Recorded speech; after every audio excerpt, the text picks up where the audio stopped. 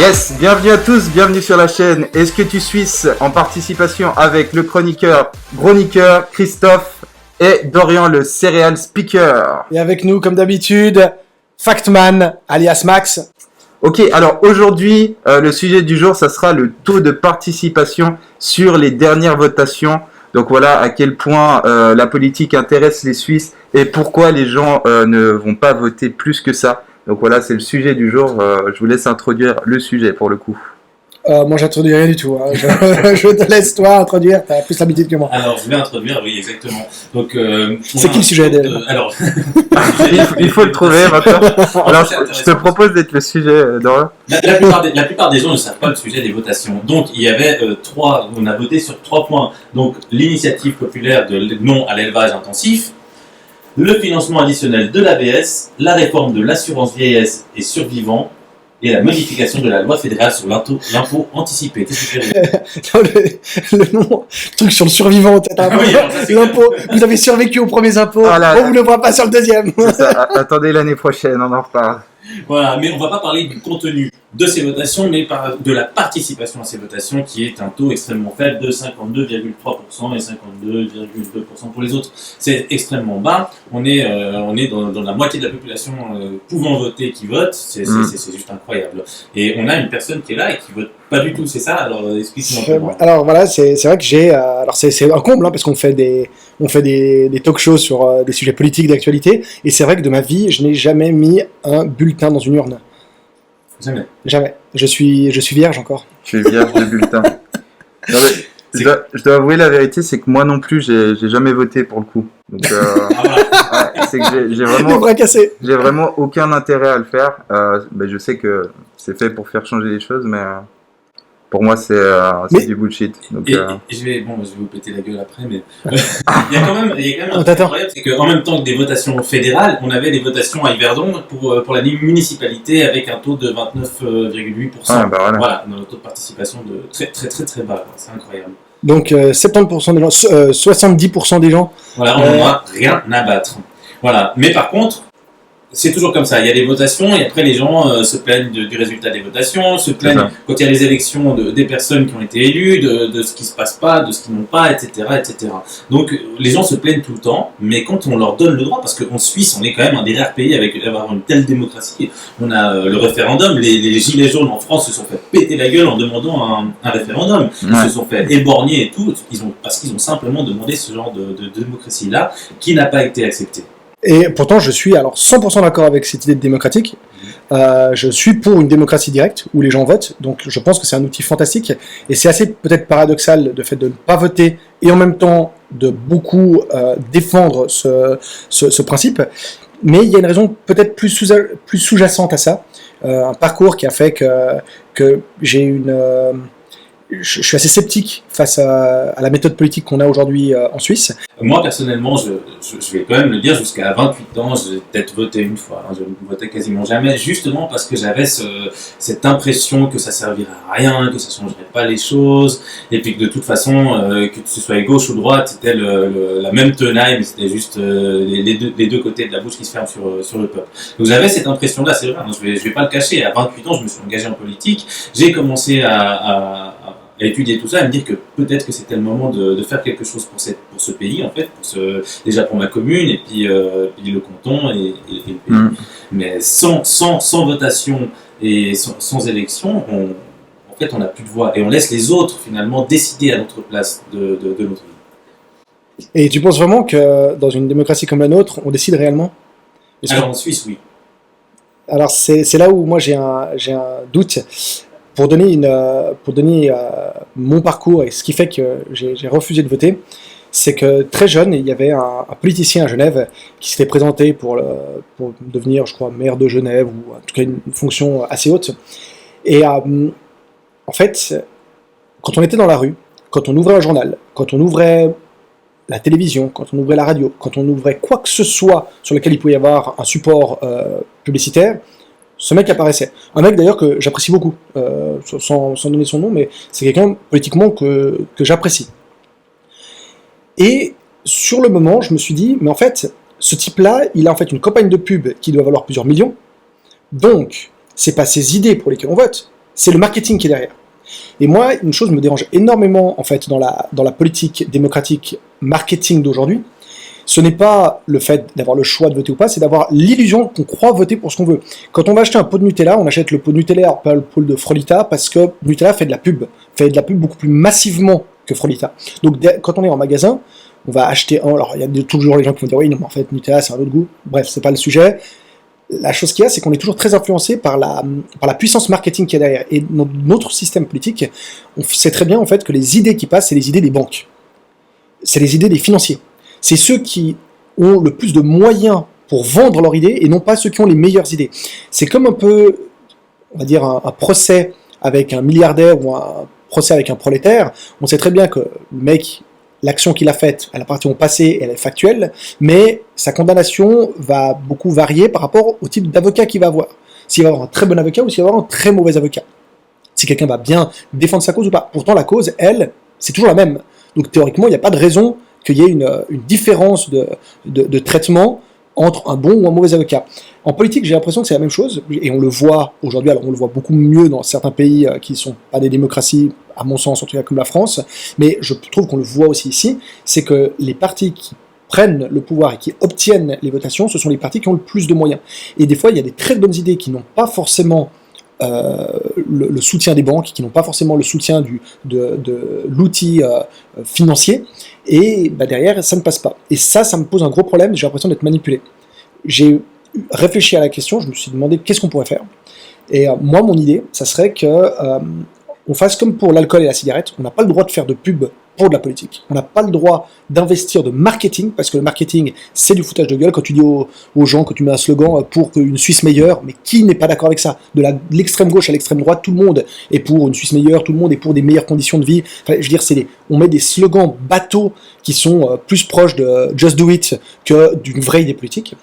Et en plus de ça, les gens votent, on le sait très bien, pour une image. C'est-à-dire que si tu es à droite, tu vas voter pour le mec de 45 ans, un peu dégarni, costard-cravate, avec un costard bleu, parce qu'il faut avoir les codes couleurs de la droite. Si tu es à gauche, tu vas avoir un mec avec la chemise ouverte, les cheveux décoiffés, soit très jeune, soit très alternatif. Mais voilà, donc on a en fait une image.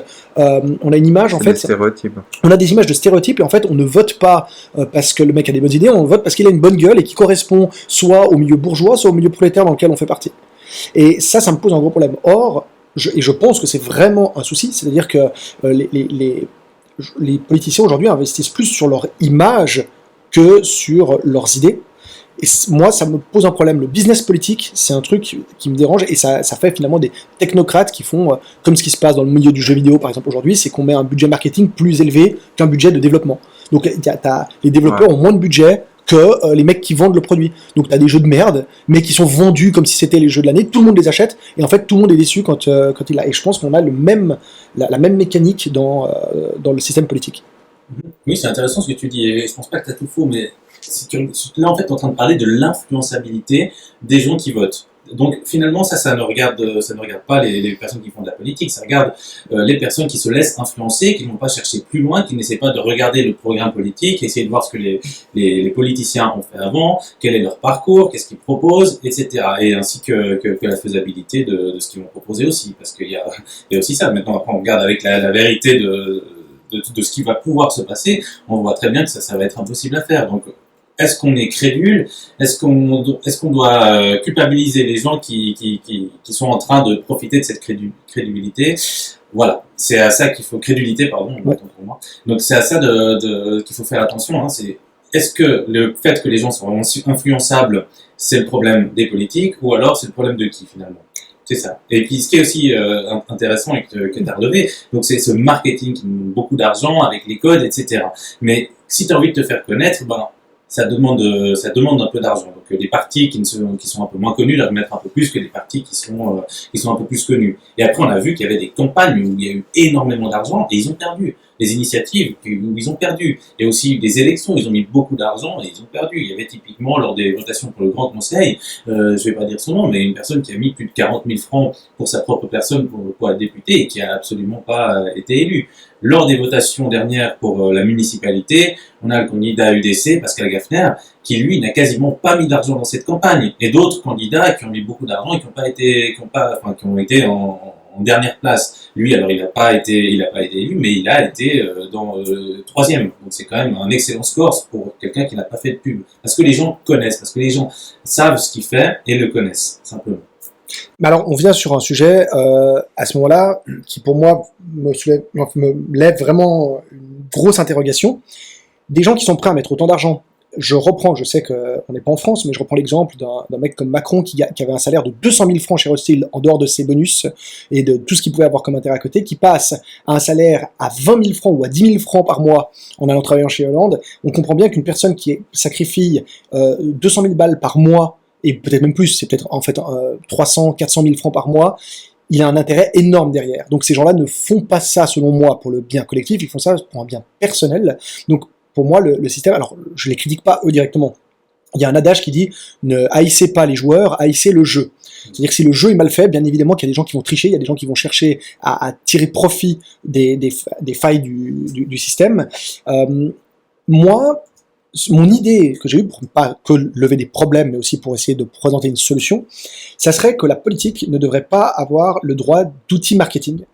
En fait, on ne devrait pas faire de pub, on ne devrait pas faire de communication à travers ça. La seule chose qu'on devrait faire, c'est d'avoir une brochure qui arrive comme dans les brochures de votation, où les gens ont une liste. Cette liste ne devrait peut-être même pas être attachée à un parti, c'est-à-dire on ne devrait même pas savoir quelle est l'idée de l'UDC, quelle est l'idée des socialistes, quelle est l'idée des libéraux. Simplement, ils présentent ça à travers une liste, et ils expliquent avec aucune image, avec que du texte, quelque chose d'un peu rébarbatif, et les gens qui s'y intéressent à ce moment-là lisent les propositions, lisent les problématiques et lisent la chose. Ça purgerait aussi les électeurs qui votent parce que machin il a une bonne gueule, ou parce qu'on m'a dit que machin il était bien. Il n'y a plus de cette question-là. Les gens devraient s'intéresser. Ça serait une espèce de tacitement de permis de voter, parce que les gens qui ne s'intéressent pas ne vont pas le faire. Ça éviterait le vote débile, on va dire des masses influençables, mais en même temps ça laisserait la possibilité à tout le monde de voter. C'est-à-dire que tu t'y intéresses, tu comprends quel est le sujet, tu comprends quels sont les arguments avancés, et ça derrière, ça permettrait en fait d'avoir en fait de s'intéresser réellement au sujet et non pas se faire comment dire, envoûter par le charisme de la personne, et ça rendrait peut-être la chose politique moins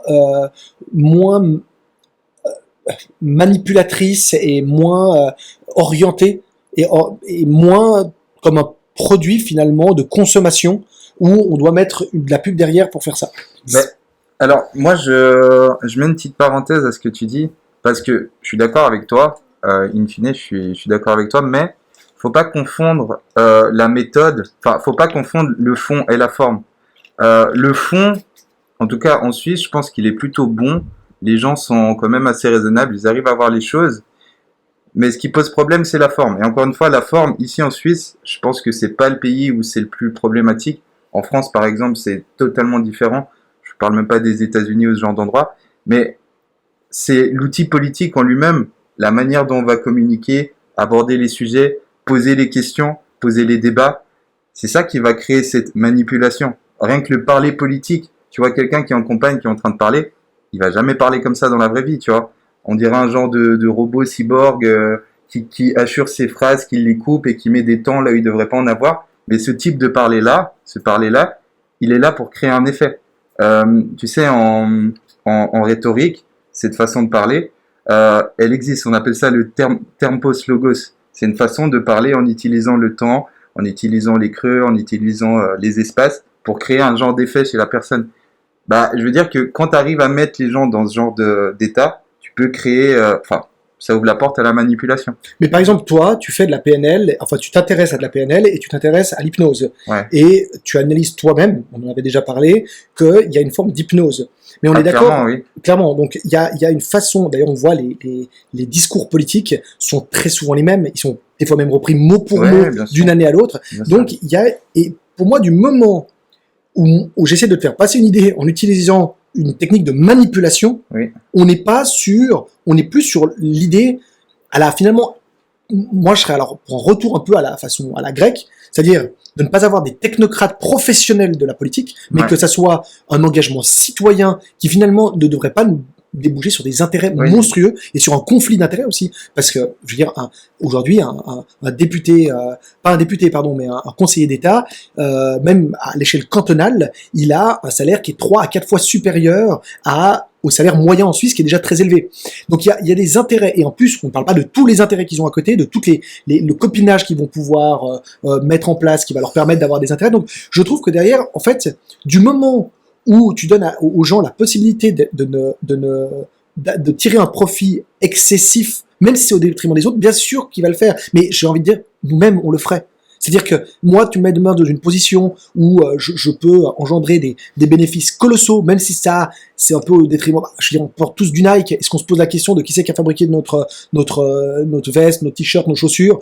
On achète ça un peu moins cher. On est très content de payer 3 balles de moins. Et puis derrière, on fait exploiter des enfants, on fait des choses comme ça. Enfin, on est quand même dans quand le système est mal fait.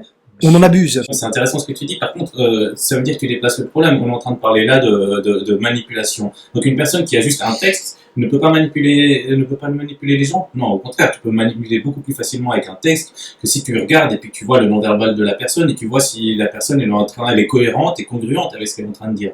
Donc il faut faire très attention à ça. En plus de ça, il y a des personnes qui arrivent peut-être mieux en parlant et d'autres personnes qui arrivent mieux en montrant qui ils sont, alors que certains sont plus doués pour l'écrit. Et pour moi, la politique, c'est la liberté des chances pour tout le monde, en fait. Tout le monde peut être éligible. Et c'est ça qui est très important. En réduisant tout ça, on est en train de réduire complètement les personnes qui peuvent être éligibles. Et il faut faire très attention à ça, parce que finalement, tu peux voir aussi les cohérences par rapport aux personnes. C'est une personne qui dit « soyez vegan », il faut faire très attention beaucoup de sport, et puis tu vois que c'est une personne qui est un obèse, etc. En fait, ça te permet les images te permettent de voir que la personne est cohérente et congruente avec elle-même. Alors, moi, je vais juste ajouter un petit truc.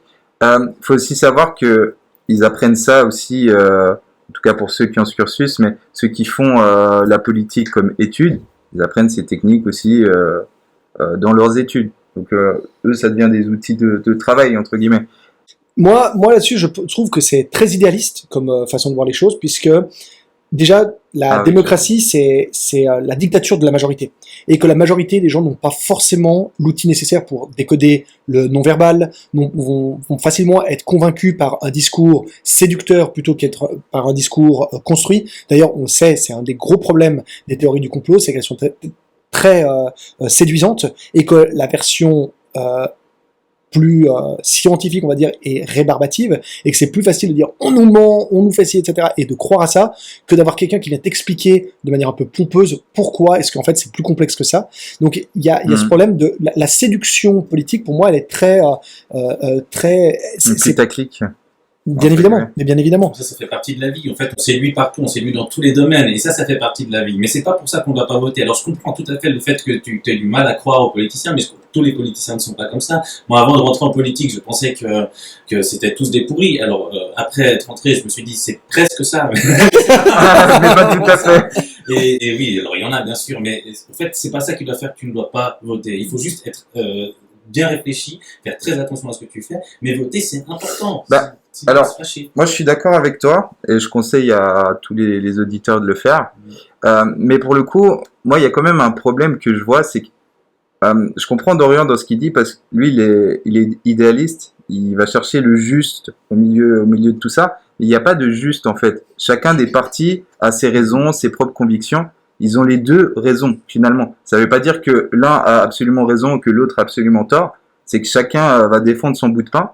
Et les gars derrière, ils doivent aussi faire leur carrière. Donc, si ils peuvent pas avancer via leur parti puis être élus, c'est leur parti qui va en pâtir. Donc, il y a aussi le côté personnel, le côté de la carrière. Puis avoir des ambitions, c'est aussi aller le plus loin possible. Et si tu dois te mettre les outils de ton côté et pouvoir séduire le plus de personnes, on va pas se mentir, tu vas pas voter pour un genre de flambi tout mou qui sait pas parler. Non, tu vas prendre Hollande.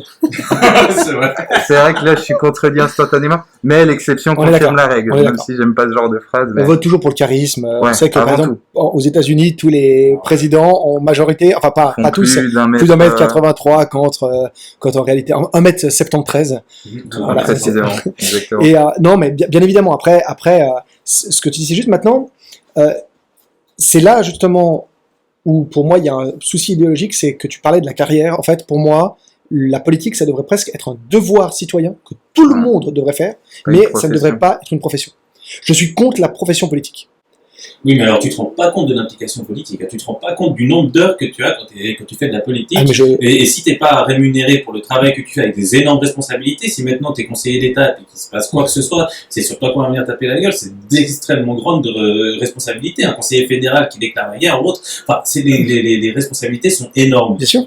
Mais la responsabilité, il faut voir une chose. Après, tu as le régalien, qui lui devrait être géré effectivement par des professionnels. Tu as ce qui est à grande échelle, donc ce qui concerne l'armée, ce qui concerne la monnaie, ce qui concerne l'éducation. Là, bien évidemment, on a besoin d'avoir des professionnels, mais on va dire que c'est des tâches régaliennes. Sur les tâches, on va dire, de vie de tous les jours, de votation directe, etc., je pense qu'il faudrait laisser le peuple, surtout dans une démocratie directe comme la nôtre, on devrait laisser le peuple vraiment s'intéresser au problème, vraiment s'y intéresser. Et c'est pour ça que si on s'intéresse à travers des affiches et des slogans, on aura de toute façon tort, on ne connaît pas les sujets. Moi, je te prends une chose toute bête, mais moi-même, je ne m'intéresse pas énormément en profondeur. Je le dis ouvertement, je sais ce qui se passe. Là, je te pose même la question, on fait une vidéo il y a une semaine en arrière, je te demande est-ce qu'il y a déjà eu les résultats. J'ai même pas regardé les résultats, donc pour te dire, et je sais que je fais partie de la moyenne des gens. Quand je parle aux gens, les gens ont très peu de connaissances sur les sujets sur lesquels ils votent. Donc en réalité, le problème qu'il y a, c'est que tu as une majorité de gens qui vont donner le pouvoir à quelqu'un sans avoir la connaissance de quoi ils ont voté, ils ont juste été convaincus, soit par un idéal gauche-droite. Ouais, ça, j'aimerais dire, c'est leur problème et c'est ton problème. Si toi, tu veux pas t'intéresser un peu plus au sujet et que tu veux juste croire les gens comme ça, eh ben, c'est ton problème. Et puis moi, quand j'entends ça, ce genre de dispute, moi, ça m'énerve, ça me tente. Mec, si ça te tente, viens, on se fight, mec. Je vais te péter la gueule, mec. Ah ouais. Je vais te péter la gueule, là. C'est à cause des connards comme toi qu'on se retrouve dans des situations comme on a maintenant. Alors, moi, je dis pas que j'aime les animaux parce que jette des enfants au Bénin. Alors, attendez. Tu détournes les propos de toi, t'es vraiment... Attendez. Tu parles de manipulation, mais t'es encore pire que les autres. Les amis, attendez, je vous propose un octogone.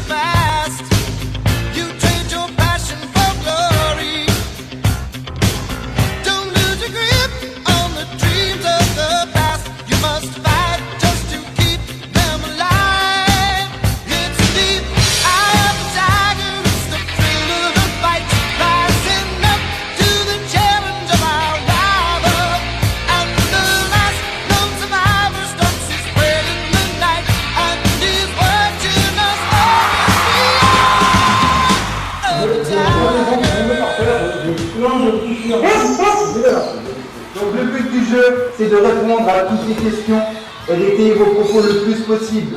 Tout ça en pétant la gueule de votre adversaire. Mes amis, chacun dans son ring, s'il vous plaît. Parfait, merci. Let's go! Alors, Dorian, que penses-tu du système politique en Suisse? Oui, franchement, le système politique en Suisse, il est vrai. Bon, il est temps. Alors merci pour ton point de vue. Chris, penses-tu que la jeunesse devrait être plus présente dans le milieu de la politique et de la votation? Clairement, mais là, il reste là, c'est on leur putain d'avenir pour travailler. Alors putain, s'ils sont là et qu'ils se mettent dans le futur, de s'intéresser à leur putain d'avenir, qui c'est qui le prend? C'est pas les vieux. C'est une très bonne question. Dorian, peut-on parler de corruption dans le système politique suisse? Clairement, moi je l'ai vu, et les gens qui font la politique, ils ont beaucoup de travail pour faire pour s'occuper du bien des gens. Et du coup, il ne faut pas observer tout ça. Mais ça, sérieux? Mais non, personnel. Alors merci pour ces propos bien détaillés. Chris, penses-tu que le système politique suisse pourrait être amélioré? Et si oui, à quel niveau? Ouais, c'est clair que ça pourrait être amélioré, on peut toujours faire mieux. Je crois qu'on est plutôt pas mal par rapport à d'autres pays. On devrait peut-être contrôler un peu plus au niveau du copinage de ceux qui utilisent des associations pour contourner les décisions politiques comme le fait souvent la gauche. Ah, la fameuse gauche. Écoutez, je trouve ça pas mal. Diamond, bravo les gars. C'est beau ça. Je connais un tel truc. Conclusion les amis. Conclusion, je vais péter sa gueule. Je pense que la question elle est vite répondue. 10-0 pour moi mec. Donc les amis, je vous laisserai mettre dans les commentaires qui pour vous a gagné ce duel. Je vous laisserai mettre dans les commentaires que c'est moi qui ai gagné. Bah moi j'ai les cheveux. C'est ça ce que tu dis là. Dorian, est-ce que tu suis? Est-ce que tu suis?